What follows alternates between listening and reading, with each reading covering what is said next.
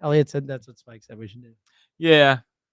Okay. I mean, probably. Just for a minute or two. Yeah, I know. Find their way here. Listen, if you want to talk for an extra minute or two, I don't. It's always hard to judge. I'm already right, itching. My nap today. You're itching. So, yeah. Oh, your little nap. Come on, man. Tomorrow's Friday. I forgoed it. I'm doing this instead of a nap. Forgoed it. You're welcome. You're gonna be home by 12. Forwent it. I forwent it. Is that right? Really? I know forgoed Sounds is better. not right. Forgoed is not right. Forgoed? Forgoed. Yeah, I forgave it. So, like, I mean, if you classic. So what time does Zoe get? So I pick Zoe up from school at 3 every day. So basically, what I do is I go home and I try and get like a couple hours in if I can. Okay. It doesn't always work. Okay. Like I could take a shorter nap. So we'll see. When I don't get my full nap time, I'm just kind of like, I just pass it. I'm gonna go to bed like 6:45. I don't know. I think you seem in pretty good spirits. I'm great. Yeah, I got a lot. You don't seem that tired. You seem like you're in a pretty good spot. Yeah. What time did you go to bed last night? 6:45. 7. It was you really have to put light. Well, I guess it's dark at 5 now. Yeah. No, it's good. Summertime, less good. Summertime's way less good. Yeah. Summertime, I go to bed when it's light out always. Except there's Phillies, so I get out of bed later because of the Phillies. So it works out. Dude, who cares about the NFC? Oh, that's right. I'm just kidding. Are you? I'm actually excited for this weekend. I'm so happy, buddy. I'm excited for this weekend. I'm excited for this weekend. The bowl, buddy. Yeah, whatever. Are you? I'm excited to hear. Would you? Bryce pressure question we got. Oh, I know. Would you? Which I say this with a smile. I'm sure. Which matters to you more, making the Super Bowl or stopping Josh Harris from making the Super Bowl? Oh, it's a great question. So for me, it's making the Super Bowl. I think for you, it's stopping Harris. Both are important though. Josh, the visual of Josh Harris. Yeah, with the NFC trophy on the god. And the Flyers. He might have to sell the Sixers if that happens. And Flyers Devils on Monday at the Wells Fargo Center, and he brings it. Oh man. Does he even know that he owns the Devils? Or are they part of He was, parading around, I think, when they made some kind of conference finals. He is just the most tone deaf owner. Spends money. Great. Let's get Elliot back in here to argue. We got enough people in here? Harris is. We've been bantering around. We got a question in the chat. Wow, already? That's on Twitter too, yeah. Still. All right. Hello, everyone. Yeah. All right, should we do it? Yeah. We got a last minute question. I saw. Yes. You're not that. Both of us. Yeah. You're not that special, man. Not special. All right, let's roll. Yo,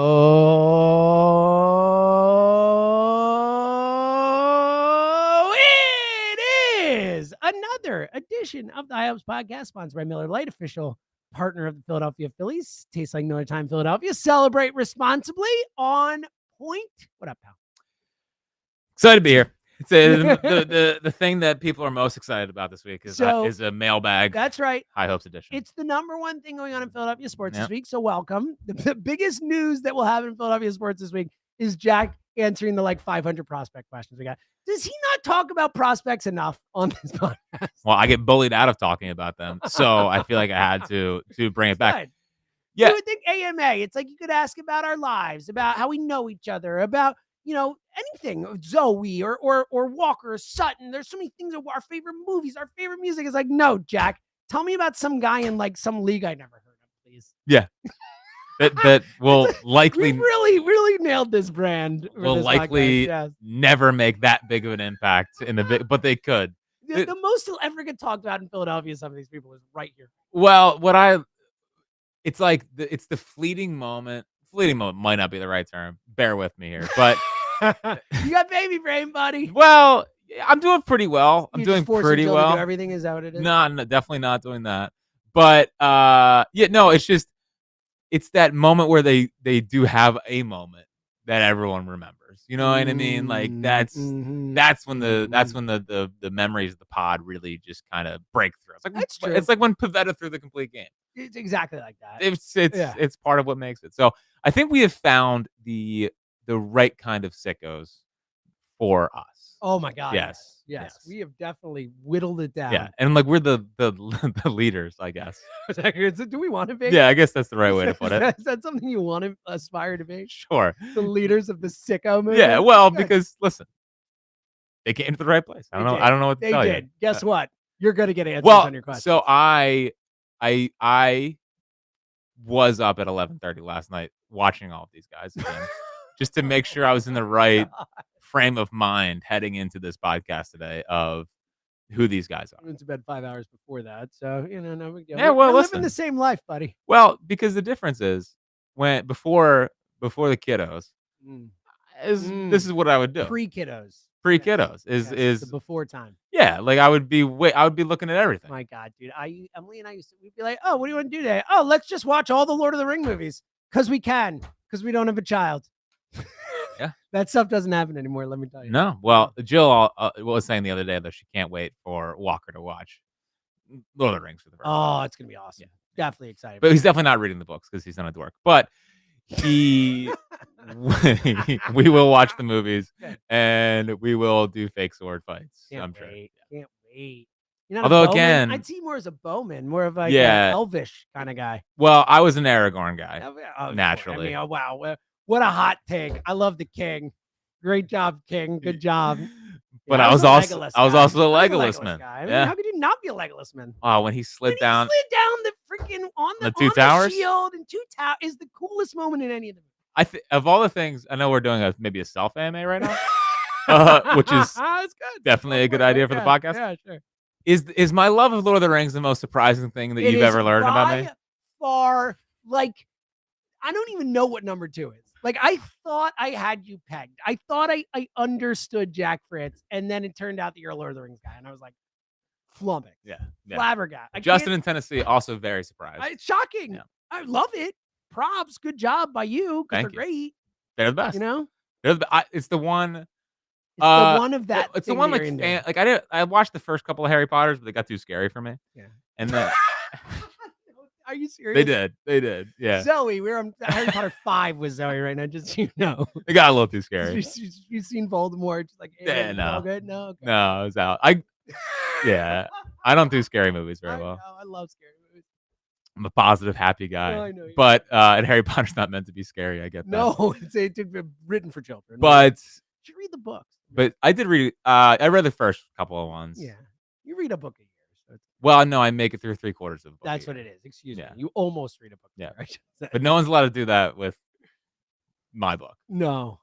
Oh, yeah. Oh, no one's allowed to do that. Yeah. The irony of you writing a book is about as ironic thing as there is. I love it. I feel like I could probably talk about it now, right? I could probably talk about it. I think you just did. All right, so Jack's writing a book. Wrote a book. Yeah, wrote a book. Co-authored a Phillies book. Yeah, whoever the co-author is probably doing a lot of heavy lifting. Disagree. Not that he's not doing heavy lifting, but I know that the amount that I put into this book. Yeah, well, all I know is I got a lot of texts from you as you were clearly researching or writing the book, being like, "Did you know this? Did you like them? Did you know this? Did you like them at 5:30 in the morning?" Oh, it's great. Well, honestly, I loved it. It's one of the few people communicating with me at 5 in the morning. It's fantastic. Yeah, so it's called Ring the Bell, and it's with original name. Thank you. I was gonna name it High Hopes. No, I'm just kidding. But yeah, so me and Kevin Reevy, who we went to Cooperstown with, Kevin, and so it's supposed to be like a fun encyclopedia-ish kind of look at Phillies history, but through the eyes of a sicko. So and I really, the way that I wrote Kevin's a better writer than me. He's like, he's so whimsical, and like can use the alliterations and all that nonsense. I'm strictly emotions at all times. So like the whole Diamondback series is just, this sucked. Great. But the goal is to bring you down, but also bring you right back to where you were.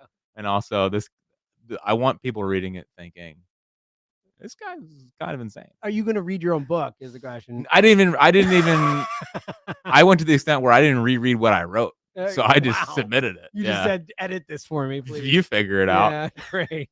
It'll be fantastic. Jack's gonna read it and be like, "I didn't write any of this." Well, again, I was sounds nothing like I was probably a little loopy. Thank you for fixing this. I was probably a little loopy. It was early in the morning. It was every day for 3 months. It sounds so. I went to grad school. I'm done with writing. I wrote far too much. I thought I was done too.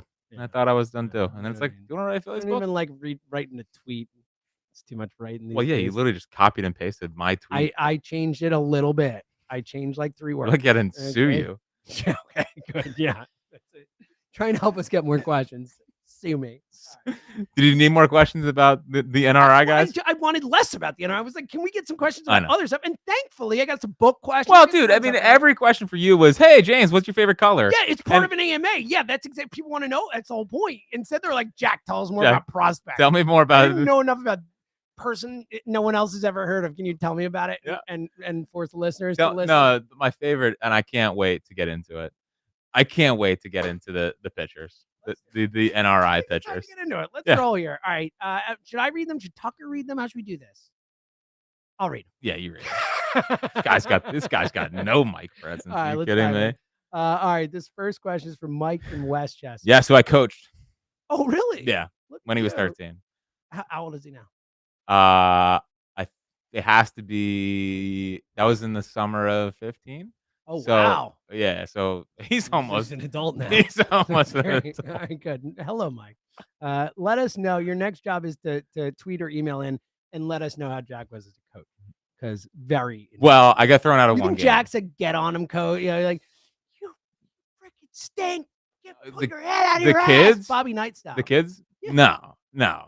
16 at the time. 15. Well, they were 13 at the time. Yeah. I got two coaching stories. They're in puberty. That's like you're becoming an adult. Come on. I got two coaching stories. Uh-huh. One, I got thrown out of one game. And I was right. Okay. It was something with the umpire. And you got into it? You fought with the umpire? I got thrown out from the dugout. Oh, wow. Which was annoying. You know, I didn't even get to go out and plead my case. Yeah. And the other was, I was proud of this moment. The other coaches were not. But Jackie old school. So the team was beating us like 10-0 or whatever, and a kid stole. And I told our best pitcher to throw him? To go throw at the kid. Good, you should. And the coaches were like, "Do not do that." And I said, "Every one of you guys got cut from JV. Like, this is like, don't tell us ball players how to play." That's good. All right. Telling 13-year-olds to beat each other is strong work. Honestly, it might be the greatest. There's nothing in baseball that I hate more than a steal up a lot of runs. Honestly, you could argue the person should be shot on the field when they do it. I mean, you could discuss it. Sure. You could get me, and maybe that's get me to. I'm not saying killed. Shoot him in the leg. Do you think something like that? Do you think that's the next step of banana ball? The Savannah Bananas. That's the next. There should be a sniper at the top of the stadium. You steal up 10, and if you go, they like take your ankle out. I like that. All right. Not kill him. No. All right, Mike. High stakes baseball. Mike, you're right. Imagine how intense that would be. Is it going to get him? Is it going to miss? It'd be even better. You get like a normal person to shoot, so it's like actually a game. Well, I don't know if I want that. I think I would actually rather have the SEAL, Marine. Well, please, I don't want to like. Could he steal against the gun? Like then it becomes interesting. Could he outrace the gun? Sounds like you've had this. I'd say fantasy, but sounds entertaining. I read a lot of dystopian stuff. It's not dystopian. Good. You can get your little book club in a second. Wait, let's get through these dumb prospect questions. All right. Shout out to Mike. Mike, like you, he says, I am a huge prospect guy just like you. So there are others. Good to know. I consider many of these prospects like family. Taking a little far, Mike. Yep. So do I. Who is an unknown prospect right now in the Phillies farm system that you see potentially flying up the ranks this upcoming year? Any sleepers you're really high on? Love the pod, fellas. Thank you, Mike. There is an inherent flaw in this question. Okay. What prospects have people not heard of on the show? Because you talk about all of them. You talked about like the top 40 draft picks. But go ahead. Well, see if you can find something to do here that has not been talked about by you. That's why I'm here. So I'm not totally sure how to say the first name, but Ilario Farabis. Ilario. It's either Illyrio or Ilario. Either way, it's Farabis, I believe. Tucker, get on. Anyway, this kid hit like he just came over, I think, last year, and he's hit over 350 in every little thing, and then in the DSL, I believe he had an OPS over 1100. So he's a catching prospect, and the interesting part about this is that as your eyes glaze over, I'm already looking at it. Is that so? In my opinion, Farabis is like he needs to get stronger, and as he gets stronger, he's a good bat to ball catcher, but he'll get stronger. Maybe he has a better chance to stick behind the plate. Like Taijuan, who I cannot wait for.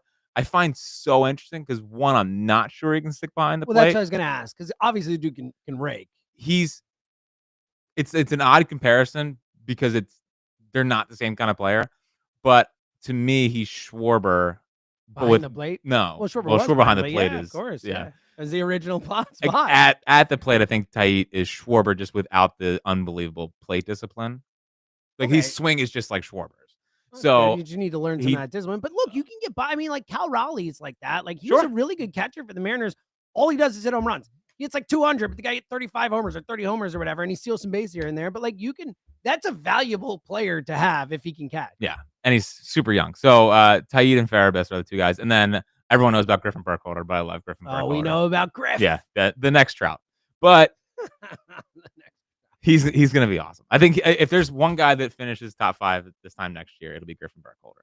Okay, and then all right, never mind. No, there's more. Going. No, it's going. fine. No, keep going. Griffin Burkholder. We're gonna give Mike and Westchester his due. Griffin Burkholder. Took the time. Tucker took the time to produce the question. Great job, Tucker.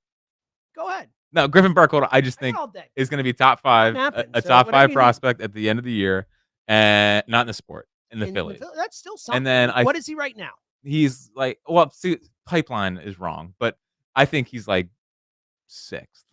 I think that's not really that bold. No, but on the public, I think he's going to move up one spot in the public rankings. Think everyone will have him. Yes, I think. Okay. So where is he generally publicly? 10, 9, 10. Okay. Yes. Okay, I'm just trying to get a feel for what kind of like is it like wow, he's going to move up a spot. Not that impressive. Move up from 10 to 5. That's yeah. Thank you. Good. Thank you. Good. All right. Next question. Are you done or no? Yes. Okay. Next question. I love this question. I hate it. I know you do. That's why I love it. Jack's 2 favorite athletes in the city pitted against each other. Question number 2. This is from Mason Cobb. Thank you, Mason. Does Jalen Hurts winning the Super Bowl put more pressure on Bryce to get it done? And how do you think Bryce will handle this pressure? I mean, you can go first. I can go first here because I know you're really itching to answer it. Of course it does.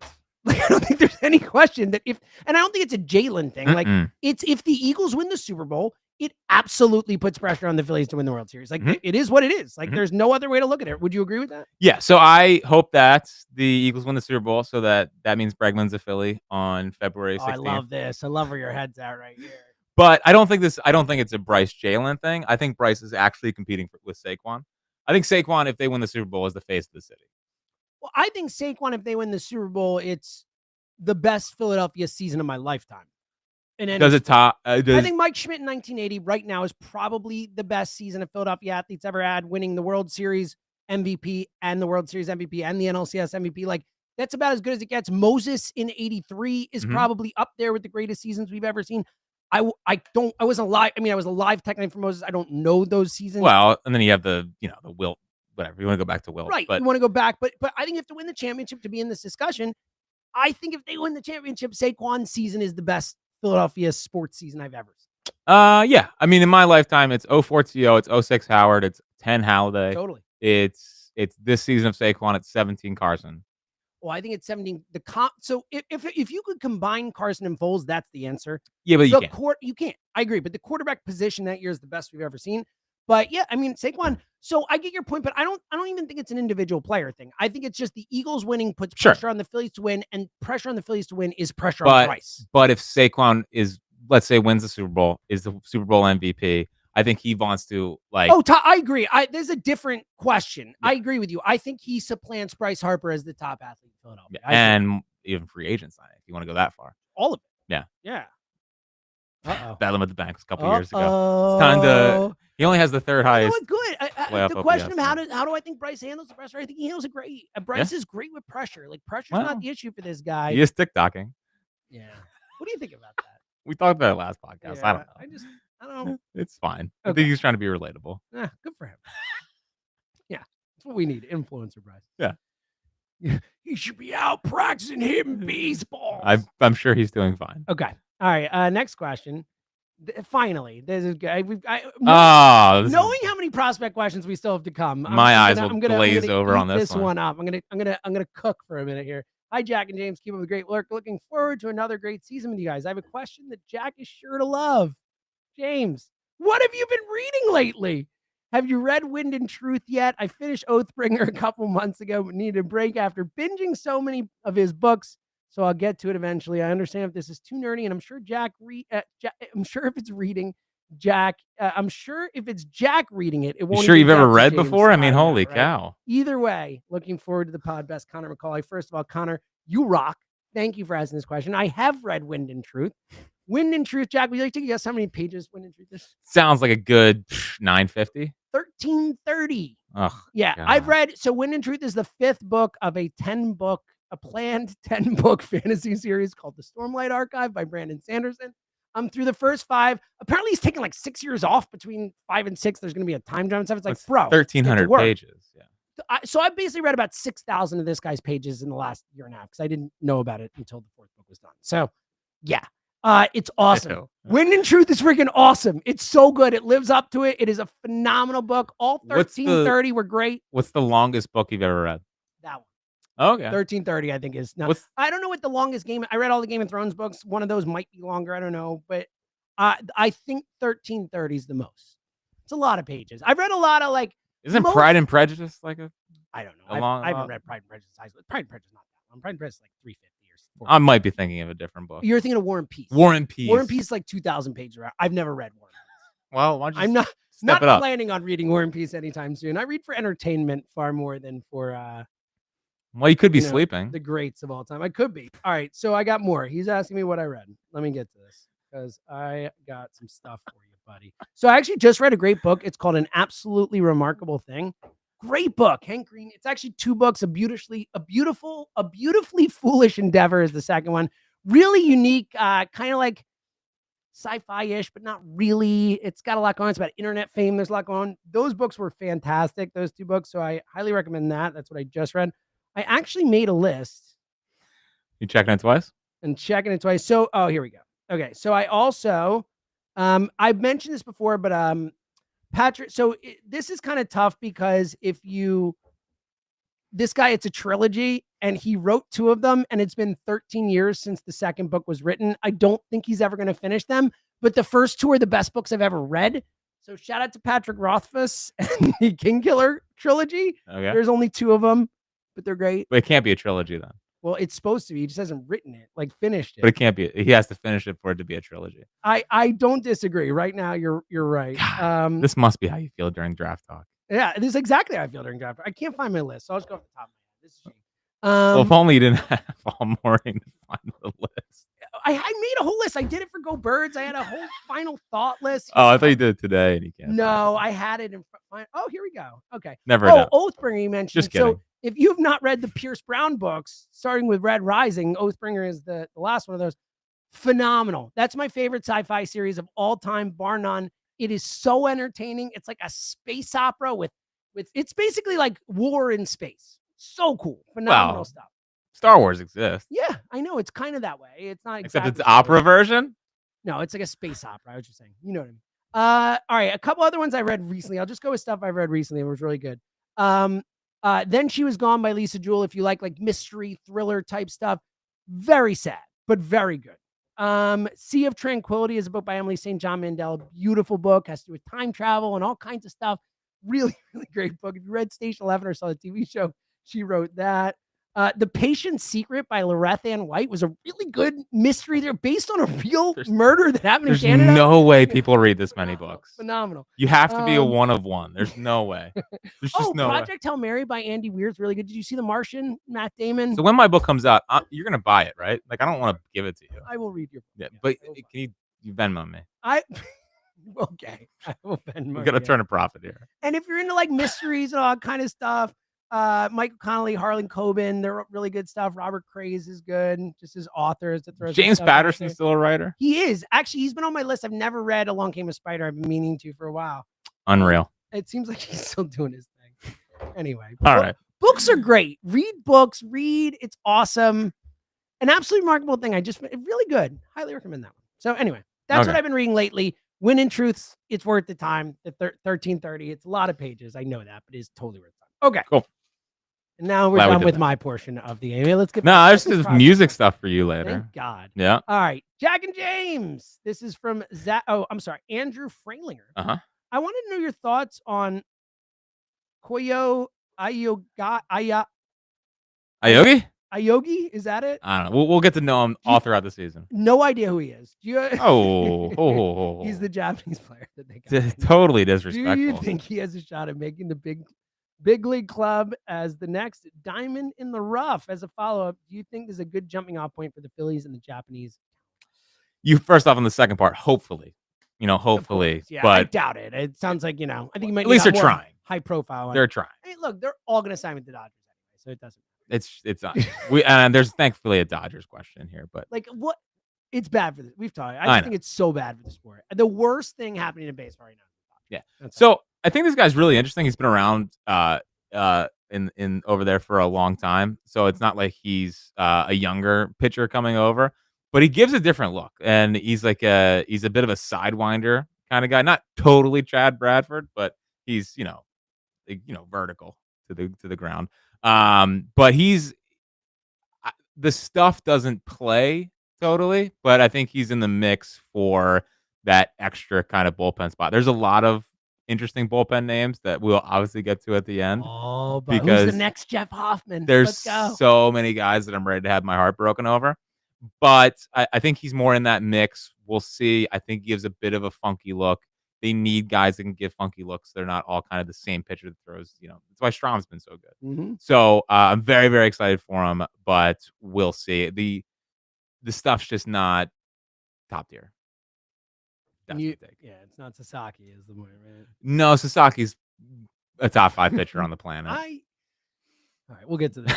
It's coming. It's coming. All right. I think this will be the easiest question of all the questions. I haven't read every single one, but I think this is about as easy a question as we could ever possibly hope to answer on one of these. Zach Gibbons asked, how much more would Harper have to do over the next 10 years to be a Lock Hall of Famer? Nothing. He is a Lock Hall of Famer today.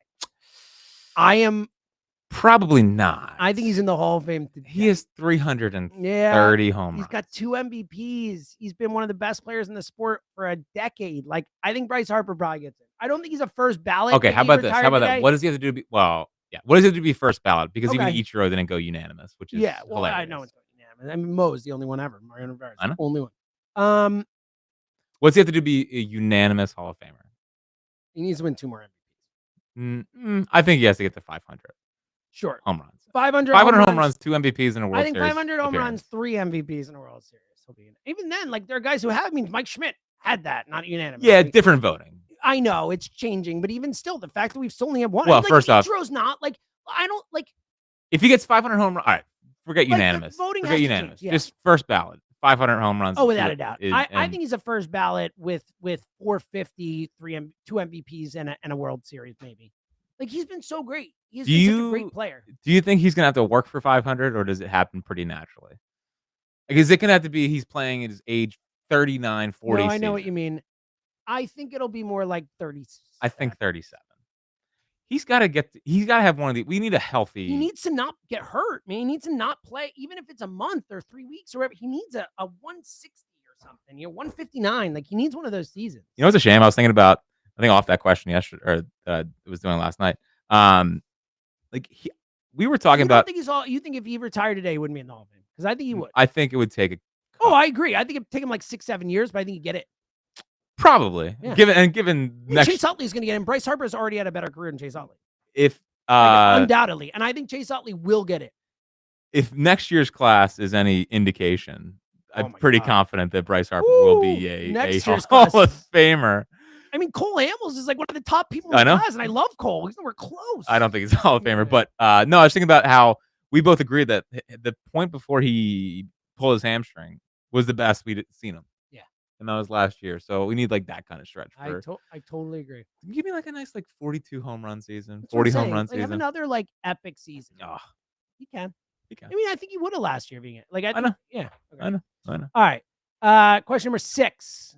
We are back. What's the highest prospect you would give up in a package to get rid of Taijuan's contract? Name the player, pure salary dump plus a prospect. What would it take? That is from Steve at BatFlip17 on Twitter. Shout out to Steve. Yeah. So it just took me a second, by the way, to realize that the writing in here is not him.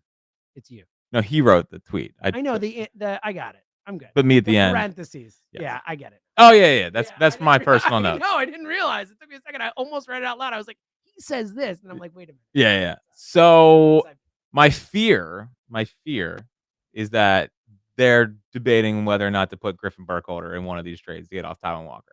Because the reality is you have to get off Taijuan Walker if you want to sign anyone. I think there's still a path to getting Bregman here. So my worry is that Burkholder has a lot of interest around the league and that he's a second-round pick last year. He would have gone higher if the medicals were checked out. So my fear is Burkholder. I would be reluctant, but I get it. You're in a World Series window. I would give up Saltaban, who has intriguing underlying numbers, but the counting stats might not be there. And then Rincones Jr., the left fielder. They need outfield depth, and I think he could be a good player. But again, World Series window. My fear is Burkholder, but I would give up those two. Do you expect them to find it? Like, if you had to bet right now, is Taijuan spring training? Like, do you think Taijuan's going to get traded? I've accepted that Taijuan's going to be a Philly for the rest of my life. Yeah, well, you did name your son after him. Yeah, I did. I did. So yeah, I don't know. There's like one final closing move that I wonder if they can pull off, and it's a Bohm trade contingent on Walker, contingent on getting Bregman. Speaking of Walker, easily my favorite question asked today. Yeah, because it puts you to the screws, and you have to answer. Here is the question. Question number 7 is from Luke Beck. Great job, Luke. Luke Beck 4 on Twitter. Luke says, who starts game 1 of the 2047 World Series? Walker or Sutton? Fritz, let's go. Yeah, that's a tough one. And you're pitting your children against each other. I would like this to be scrubbed if one or the other makes the big leagues. Yes. You obviously when. So I'm putting my money on Sutton.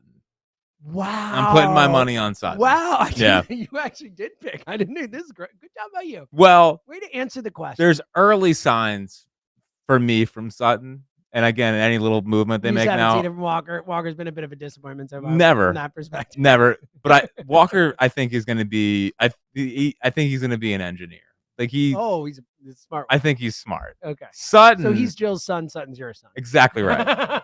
Exactly right. Except Walker looks like me and Sutton looks like Jill. That's pretty funny. Yeah. But Sutton has very long hands and very long feet. That's huge. And was like, they said he was way too quick with getting the hearing test right in the hospital. So I was like, well, there's a sign. He already had some hair on his lower back. I was like, well, he might have a man child. You know what I mean? So I look Sutton in the eyes every day and said, you're gonna be a stud. This is great. Yeah. I love this. Yeah. I mean, Walker, you'll be smart. Walker, I think we'll see with Walker. We'll see. But again, it's early. But if I had to bet, I'm going. I'm really Sutton. Proud of you for answering this question. Thank I really appreciate it. I hope the listeners appreciate that. That was. You know what I need? I need the camera to pan to me. I'm so jealous of the no, not now. I'm so jealous of the really funny. Of the when the kid on the field's going off and they pan to the I want to be the nervous dad. I know. Watching my kid in some big game. That's again my goal in life at this point is to become Ed Kelsey. That's it. Except not, they're not divorced. But yeah, I get it. Like Ed I'm just this guy had to put that out there. You really did. Yeah. Ed Kelsey has 2 Hall of Fame sons. You kidding me? Yeah. That's pretty cool. Talk about a goal. Very good. Yeah. Very good. Yeah. It's funny because it seems like Ed's just like, oh, okay. Yeah. It's like this is great. He's just doing his his job out in freaking Kensington or whatever the hell he is. It's like living his life. That's gonna be me. He's like 6'7" or 6'8" or something. Ed Kelsey's that tall? Yeah. Jason said on the show he's like 6'9". Like he's huge. He doesn't look that tall. I wouldn't have thought it. That's what Jason said on the show. Anyway, let's keep it rolling. Good question here. A real baseball question here, Jack, from Northern Will 4 on Twitter. Will asks, should baseball have a cap and a floor? So no, I don't. I would be way more interested in a floor. I'm all for a floor, but I know a floor comes with a cap. Yeah, it's the issue. So I think it's almost against the kind of have a cap, like they kind of do. Kind of. It's at this point, I think baseball is just gonna try to wait out the Dodgers and wait for them to sell and find the next ownership group because that's all the trust fund's doing is just they're gonna sell it and then whoever the next ownership group's gonna have to pay the Ohtani contract and all this deferred money. Yeah, the biggest thing they have to figure out the baseball has to figure out is like the deferred money should count on a luxury tax. Of course it should. It's cheating. It's cheating. It's a cheat code. Like 40. So Ohtani, 70 million is his It's contract. outrageous. 45 honestly, million. It is skirting the rules. Yes, of course it is. Of course, knock yourself out, Dodgers. But I really hope they lose. It's so annoying. We have a real enemy. It's like the Astros right after the cheating thing. It's like the first time since probably more Yankees, right? No, I'm just saying it's the first time since that. Yes, it is a lot like the old school Yankees. I'm saying it's the first time since the Astros cheating thing happened where it feels like we have a villain in baseball. Yeah. They're the villain. Although they got a lot of players I like. I know. I mean, it's Shohei alone. Like, how could you not like that guy? He's awesome. Like, Mookie, Freddie Freeman, the whole thing. I know. All right, enough. All their pitchers. God, I hate him.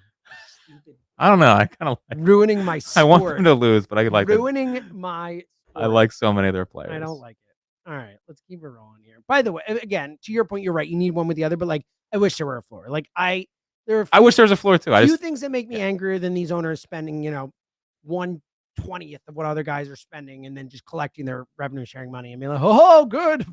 It's outrageous. All right, let's keep it rolling. Good question here. I like this one a lot. My fiance and I are broke coming out. I don't like that they're broke. It's just the question itself. My fiance and I are broke coming out of college, but can't wait to get married in August. Where should we go for our honeymoon, Patrick, for PA? I think that's a fun question to try and come up with a honeymoon that doesn't cost too much. This is like your wheelhouse right here. You're gonna say why? Because I'm also a broke. No, because you love to like do things in nature that don't cost money. You're like the king of let's go hiking. I would say that's what I'm saying. I would say go to like the Lake Placid area and spend a weekend up there and go hiking and go to breweries and fish or whatever. I would go north, but I would go north. I would go north. Yeah, I mean, listen, it's as long as you're together. Well, honestly, that's true. As long as you're together, if you guys enjoy each other's company, there are a million fun things you can do. Like you can go to some baseball games. Yeah, if she likes that. You can watch Nola Scherzer. Yeah, you can watch in Costa Rica. I mean, you can. Yeah, probably here. But I think Jack's got the right idea. I think go find like a cabin or like something, on a lake or something. They're not that expensive. You can afford to do or find something that you can do where you got some outdoor activities where you can spend time together, hang out. I would go on I would make it a road trip rather than a plane. I would go a road trip. Road trips with your like freshly, dating or married, I think are a lot of fun. Go on fish tour. Little different with kids. Go on tour. Pick a band. Follow them around for a few shows. It took us. Can sell some stuff in the parking lot, make money that way. I've been there. Nice. You can do it. Nice. It took us. Lake Placid is 6 hours from our house. It took us like 10 when we went with Walker. Yeah. Yeah. Horrible. So I would go on a road trip. I think it's a good idea. I think you could go across. Go to Bar Harbor. Go to Maine. I've heard that's really nice. Elliot won't stop talking about it. Well, it's funny because Elliot, I feel like is just turning into an evolved human being. He's trying. Like he didn't start. He's evolving. Yeah, like it's taken. Like again, I don't think he started watching sports before 2016. So because he has absolutely no reference for anything that happened before 2016. Yeah, that's true. So like I think now he's starting to realize a lot of things that many people realized in their early to mid 20s. I could see that. I think he's almost 40. Pretty good take. All right. Let's keep it rolling. I don't really understand this question. I'm hoping you do. It's from Phil's kid Uno. Yes. Jack, I heard you once putt with your hand. Yes. Talking about golf. I got that. Doesn't everyone use their hands to putt? No. So here's the what does he mean? I'm figuring, because when it's phrased that's that way, why I put it on there. Everyone. That's why I put it on there. If you don't putt with your hands, you're not. No. Here's the story. Okay. So this is my. You like your little like. You'll. I'll get there. Go ahead. Okay. So I was on the high school golf team, and golf is very intense. Not like physically, okay, sure, but super intense sport. Let's walk to the ball, hit it, okay, and let's move on.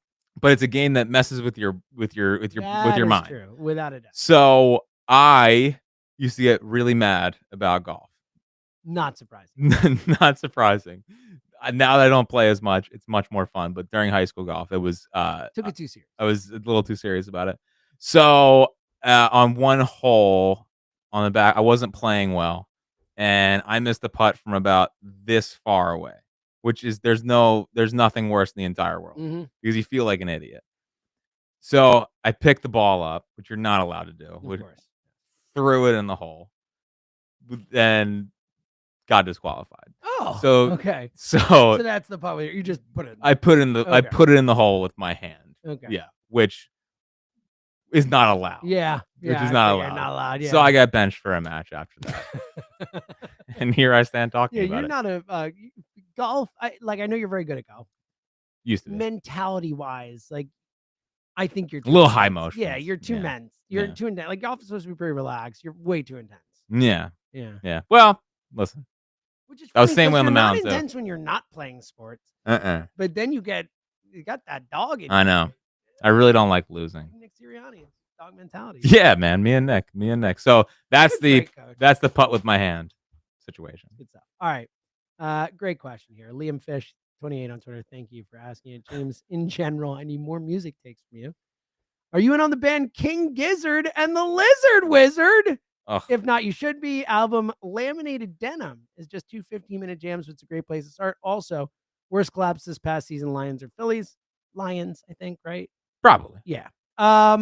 So I am not into King Gizzard. I know some people who are. I need to get to it. I need to give it a shot. I've heard they're super fun live. There's crowd serving. There's all kinds of. Their shows seems like the wild. big jam bands now is Goose. Goose. So that's where I was gonna go. Love Goose. Goose. I only saw Goose once. I had a freaking blast seeing Goose. Those guys jam. The guy has way too good a voice for a jam band. Like normally you don't see jam band singers who are like unbelievable singers. This guy's amazing. I thought, look at you knowing Goose. Where did that come from? I saw something on Twitter about it. Okay. Yeah, Goose is awesome. I really enjoyed Goose when I saw them. When I saw them, they brought out the guy from Blind Melon. They played No Rain with them, which was pretty cool.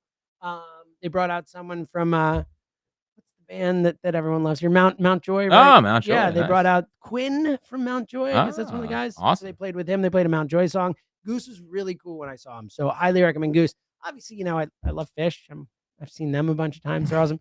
Music takes though. Like Liam, I will start bringing some music takes to this spot because Jack likes music too. Oh yeah. I need to see A Complete Unknown. I haven't seen that yet. You're a big Dylan guy. Have you seen the movie yet? I heard he sings too much in it.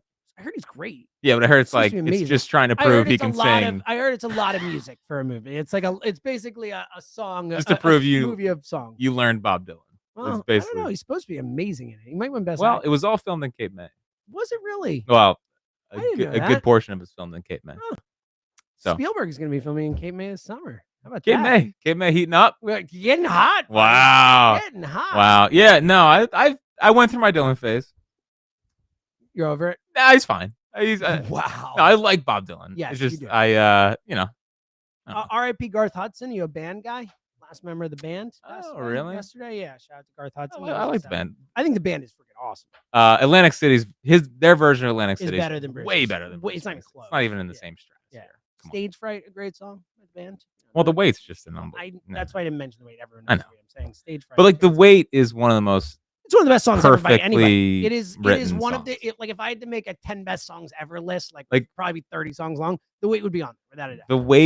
The Wait, and Can't You See? I think Can't You See by Marshall Tucker Band is like a perfect song. And then there's one by Bob Seger that's not sticking out right now. Night Moves?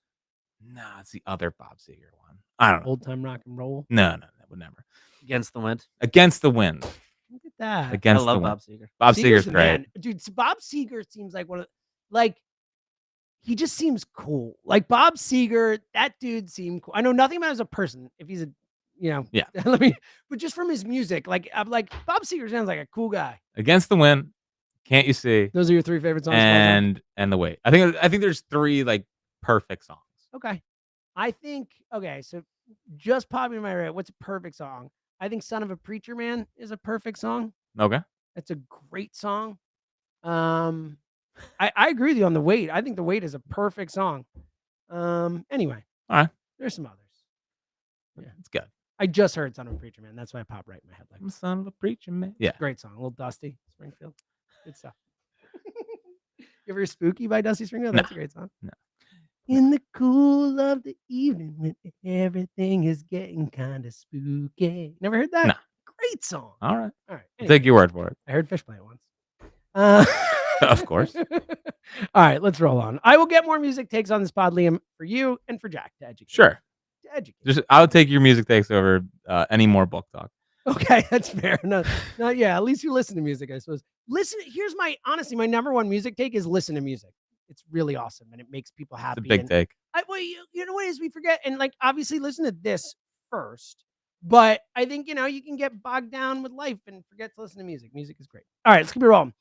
This one is from Shane Ainsko. A nice yours truly at the end of this one. Yes. All right. With Hall of Fame voting wrapped up, I should say, in this case. There are a few implications for some of the former Phillies. As of today, Utley is currently at about, I guess this question was written when they were tracking them. Utley ended up at 39%, I believe. In this case, he wrote 54, 55 is what he was tracking.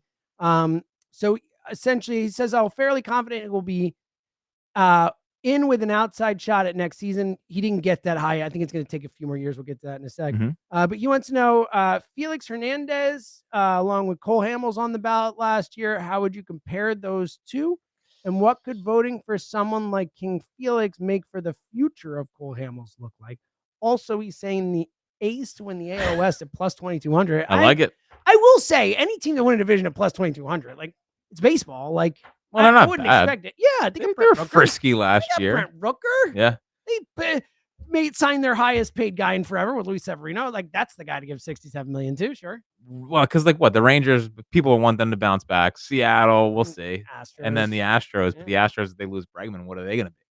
So I can't tell if this is one of those things where you're too close to the situation to not realize it, but Cole doesn't even feel like he's close to being a Hall of Fame. Close to it. And I guess numbers-wise, he probably parallels with Felix, or else this question would be King Felix was just better. King Felix was the best pitcher in baseball at a certain point. Like, Cole was never that. Like, Cole, for a month in October in 2008 he was. But, yeah, I love Cole. Look, I don't think Felix is going to get in right away either. I don't even know if he'll get in, period. Maybe he gets in over the course of the ballot. He's the kind of guy I could see, like someone like, people get behind people. Like we know Ryan Spader helped Edgar Martinez get in. Like these people kind of campaign and all that stuff. I could see Felix having support because of the type of career he had and the type of pitcher he was and the analytics stuff and all that. Eventually, peaks are going to matter more than careers. Chase is getting it. Like, I think Chase at 39, 2 years in the ballot, like, I would guess 4 or 5 years from now, but I think Chase Utley will be in the Hall. Because Roland got in last ballot in his last year. Yeah, and it took him forever to get there, and he started as low as Utley was. I mean, Andrew Jones started at 7% his first year on the ballot, and he'll get in next year, most likely, if not the year after for sure. He was at 66% this year. Andrew Jones got 7% his first year on the ballot. Like, you can climb. Like, Utley got, 28, and then he's up to 39 or whatever. Like, Utley will get there. It's just a question. I need the live high hopes when Utley gets in.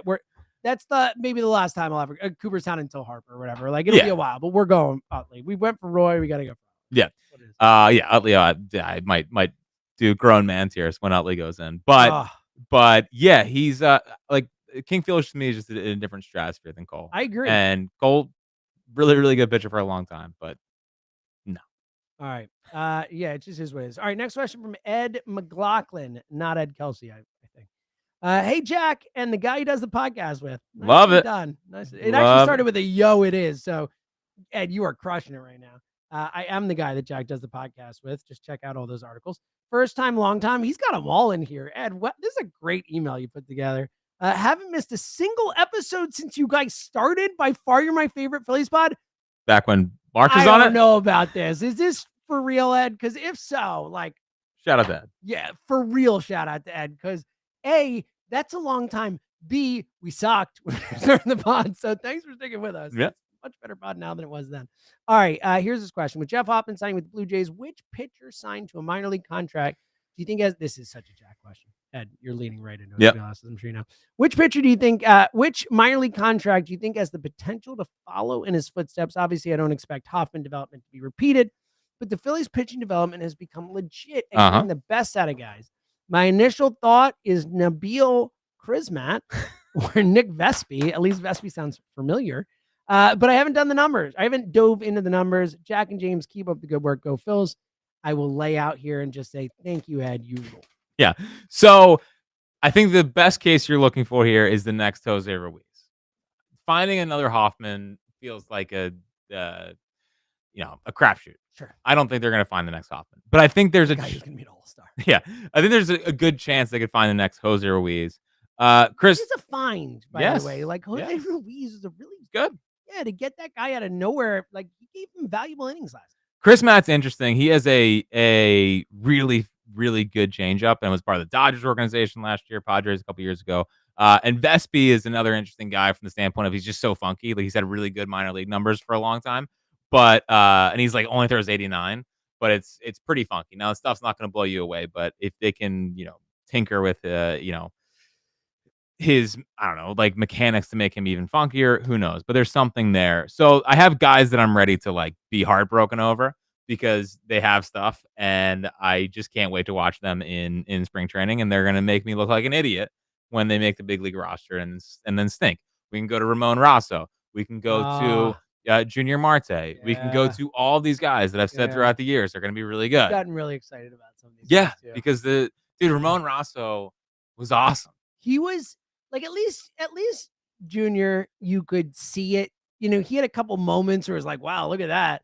Like Rosso, like the moment he came to the majors, it was like, what is this? Yeah, dude. Because you hyped him up to me, and I'm like, this is the guy Jackson talking about. Well, he got shelled in the first game. Crushed in the first game. And I think that was our fault. Now it's my fault, but it's this podcast guilty by association. I'm with you. He brought Ramon. Joe Girardi in 2020 brought Ramon Rosso out the first game of the season in like a high leverage 8th inning, one-run spot. Girardi was listening. I hopes, and that's well, I think it was just like there's a lot. He's probably sitting there like, why is all this? Probably should have blamed Girardi. Why so many people want Ramon Rosso in the game? He was hearing the groundswell. Yeah, the groundswell for Ramon Rosso.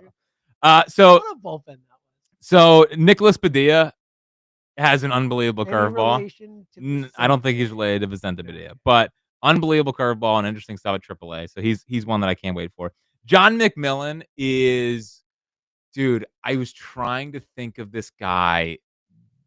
There was a guy they had in like 21 that threw 100 miles an hour, but he had like no idea where it was going. And I can't place who it was, but John McMillan is that dude. Like, has all the stuff. There's a 0% chance he's good, but there's also if it clicks, if Tucker looks up the 21 Phillies, Tucker did it immediately. But if it's like he pitched maybe 4 times. Anyway, Jose Cuas. I'm just telling you. I've heard of him. I'm going to. That's a name that I recognize. How about that? There will be a time on this podcast when I say to you, he could be an all-star, or he needs to be on the everyday roster, or he's the next, Brad Lidge or whatever. His stuff is sick. Like, it is sick. He has no idea. Cuas? I think it's Cuas. He has no idea where it's going at all. But he's going to show flashes. He's going to be on Pitching Ninja. Like, him in spring training is going to be a sight. Devin Sweet, I'm very intrigued, and he's a horizontal fastball guy. So he's only 92. Yeah. Well, he's got a sweet changeup. And he's only 92, 93, but if he can elevate it. Sweets. That sounds like a Phillies fan group to me. Alan Rangel's interesting. Chris Matt Vespi. And then Joel Kunal. He used to throw 100. He only throws 95 now. That the name Joel has been ruined. Yes, it's probably Joel. It's probably Joel. Exactly. Yeah, it is Joel. He's interesting. And Joel's not. Yeah, not a great. He looks My like dad's middle name was Joel, and he hated it. Joel. Yeah, it's tough. David Joel Seltzer. He hated it. Man, what if his first name was Billy? I know. Would have been amazing. Yeah, could have been amazing. This guy reminds me of Todd Coffey. Oh, is he gonna run out from the bullpen also, like Jared Hughes, Todd Coffey style? Dude, Todd Coffey running out and like throwing up on the best thing I've ever seen. It was so funny, it's one dude. Of the great things that's ever happened. So, but he used to throw 100. He throws like 96 now, but he like may have found something with the Rays at the end of last year. Mm-hmm. So the Phillies plucked him. He was good a couple years ago and kind of fell off, but they have a bunch of interesting guys that could become the next Jose Ruiz. Love it. Get excited. I like that. I'm gonna try to find the guy. Shout out to Ed. That was a great question. Tucker's been looking. You've had no luck, Tucker? Is it Mauricio? No, that was my guy. Loeman or whatever his name was. It was something like everyone. My friends make fun. It was like Olivero, but that was not the guy. And you're sure it was the 2021? I'm not sure it was 21 Phillies. Oh, well, that makes it a bit of And it was not JD Hammer. Well, obviously, We all all remember. It was remember not. the Hammer. Remember David Hale. Oh God. I might have to go back. It might have been like looking here. 2019. I don't know. I'll let you know. Hans Kraus, No, he stunk. No, this guy had like legit stuff. Adonis Medina. No. He was around. Remember Adonis Medina when he was going to be a star? He was the top prospect. He was, yeah. And then he became a Met. Oh, it's Natali Felice. No, it's not. I'm joking. Dude, Damon Jones, you were in, that's not the same guy, but you were in on Damon Jones. No, I did like Damon Jones. Yeah. You're damn right about that. Oh, I remember David Phelps. He was going to be good here. Remember Brandon Kinsler being here? This is a really Trevor Kelly. It's a really tough thing to look through these old bullpen. Dude, the Trevor Kelly, the 20 bullpen. Oh, is the worst. Hambry and this is gonna. Diolis Guerra. Remember that? Well, he was sick. Reggie the next year. McLean. I do remember Reggie McLean. Existed. Do you remember Austin the? Davis? Oh God. Do you remember the Neftali Feliz moment or no? He gave a big home run or something, right? Yeah. Yeah. Yeah, they brought him in I remember while I was in Seattle. And he was like dominating AAA, Yeah. and people were like, "He's gonna be good." He came up for 1 second, Yeah. and he won game. They brought him in late, and he got smoked. Well, it's always good when you take someone who hasn't played in like 2.5 years and be like, "Oh, this is gonna work." Yeah, come on back. This is gonna keep me up. Well, should I? I'll answer figure the it next out. question? Why Yeah, don't just you- go. Just here, keep going. Just This keep is going. you actually will not want to pay attention to this answer anyway, so you do it while I do this. Cool. Shout out to Brian Weiler asking, "What is my favorite fish show that I've ever attended, and what makes me choose that show?" Well, Brian, thank you for asking. Let me tell you. So I have a couple answers to this in a weird way. One, like it's hard. So Big Cypress, it's hard to compare that to anything else because they played for the Millennium and they played an 8-hour straight show. They came on before midnight and played until the sun came up. So it's like, how do you compare watching the band play for 8 straight hours compared to anything else, in addition to 6 other sets that weekend? Plus, the coolest thing they did was the last set before the overnight sets. They're coming back. I'm talking Wright's talking now. They're coming back right before midnight for the Millennium. Since 99 and 2000, they ended the day set. The last song they played before that, they ended it with Clapton, After Midnight. Never played before, After Midnight. Great song. It's the most energy I've ever felt in a crowd of any kind. Every single person was like, holy crap, like this is so cool. So that's there, but just an individual fish show that's not a festival or whatever. The best fish show I ever saw, without a doubt, was September 30th, 2000 in Vegas. They made a DVD of it, the Live in Vegas show. The reason it's the best show is because it's just the best freaking show. Like it's insane. I heard like 8 or 9 songs I had never heard before, and I'd seen over 30 shows prior to that. Like it was like they played freaking Emotional Rescue, like Rolling Stones, shout out the Stones. Like it just, they announced their hiatus. Like it was just such an unbelievable, and going back and listening, like they're on fire, that show. Like it's right in like the time where they were great. Like 99, 2000 was, kind of my wheelhouse for going to shows.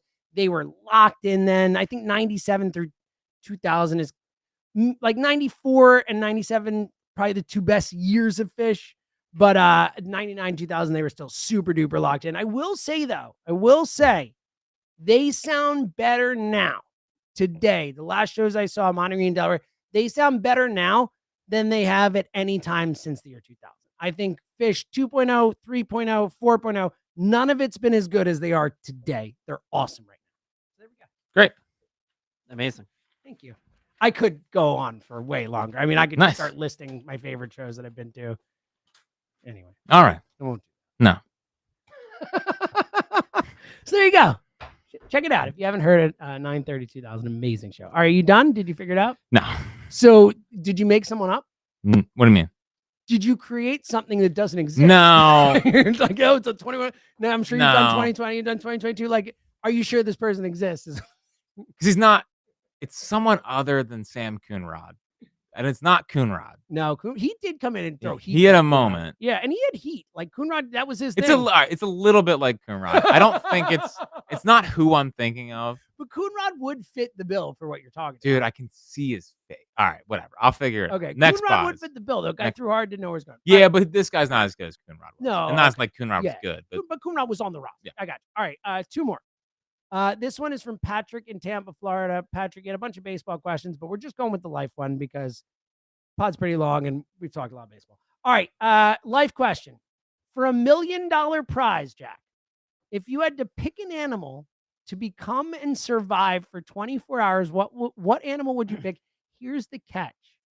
Every other animal in the animal kingdom is hunting you for those 24 hours. For example, if you become an orca for 24 hours, every creature in the ocean is now hunting you to prevent the $1 million prize. Jack, this is a great question. It's like, you're like, oh, I could be a lion, king of the jungle, but then all the lions and all the other animals are hunting you. So you're in trouble. Your answer. It's a tough one.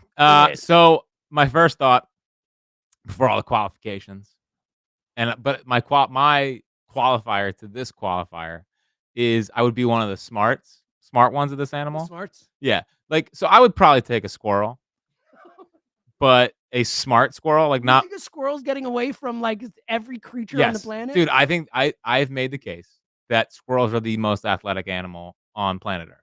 They can climb, they can run, they can jump, they can go from tree to tree. This is an insane answer. Dude, they're awesome. If you just all right, I know if you just sit there and watch a squirrel, they're Squirrels are awesome, but like, very impressive. yeah, what about a cheetah? Do you think that's impressive? I mean, Yeah, it's but, not like, it's because it's the only animals you see. You think, wow, what a squirrel! Like, They can a do anything. Squirrel will get eaten in a second. Disagree. Dude. They can burrow. They can hide in a tree. Yeah, okay, How burrow. how is a bear getting up a tree? Well, I guess they can climb trees. But then all the other animals, there's birds, there's everything chasing it. That's the point. Like, there's flying squirrels. I have there's one. But not a dumb squirrel. So there actually is a correct answer to this question. Okay. It's a chameleon. Because it can hide. It's a camouflage. That's the whole point. When you have the entire animal kingdom coming after you, no matter what you are, like, I don't care if you're the most badass great white shark, all the fish in the sea are going to get you.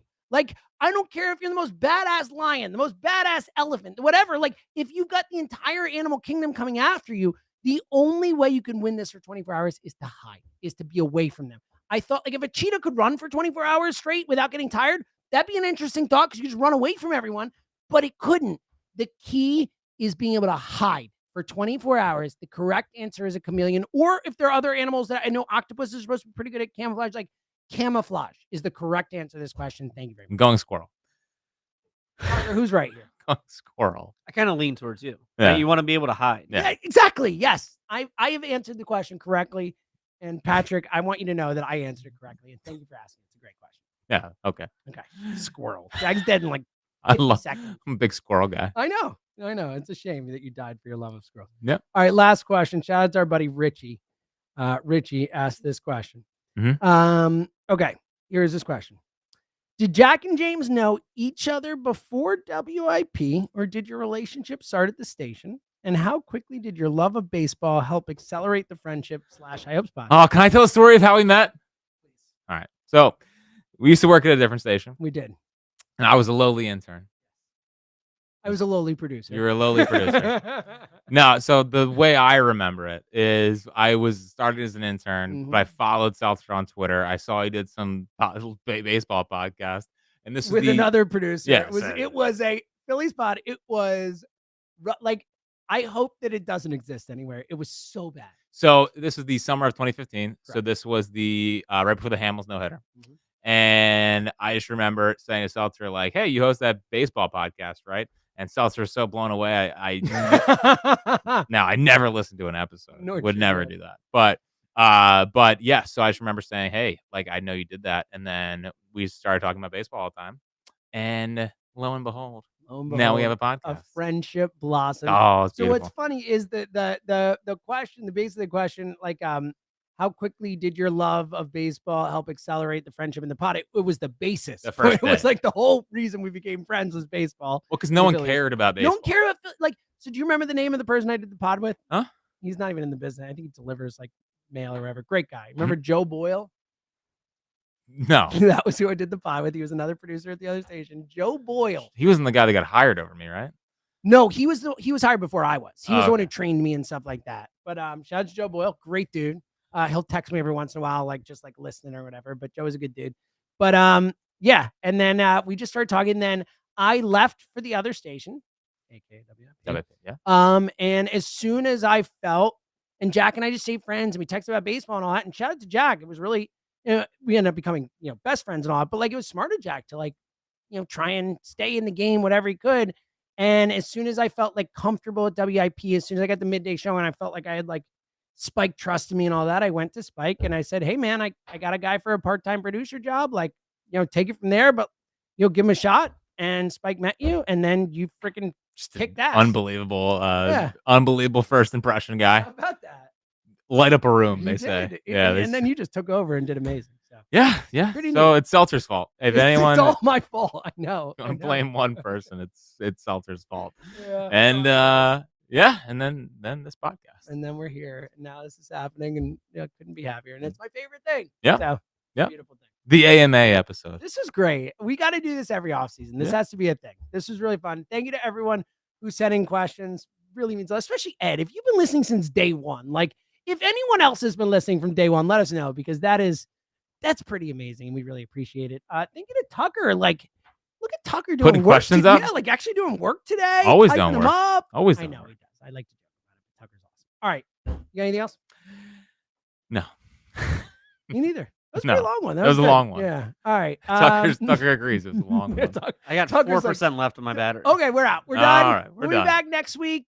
Probably, maybe the week after. We'll see how Super Bowled up the sound is. Oh man, We'll figure it I out. think I'll be in New Orleans. Yes, there you go.